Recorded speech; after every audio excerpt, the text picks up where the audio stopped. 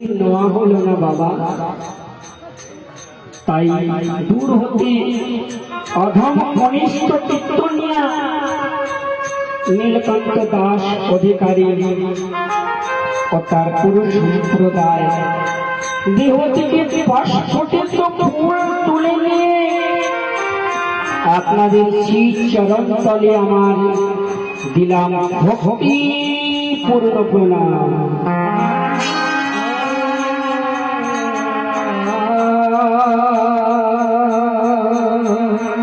এই কৃষ্ণ কথা হরি কথা বলতে গিয়ে বলাতে গিয়ে অনেক অনেক ভুল ত্রুটি হতে পারে। নিজ বাড়ির সন্তান গেলে আমায় ক্ষমা করে দেবে। আসুন না ভক্তগণ, এই মহতি পরিবার সরিয়েছি, সবাই দুটো বাহু তুলে বলি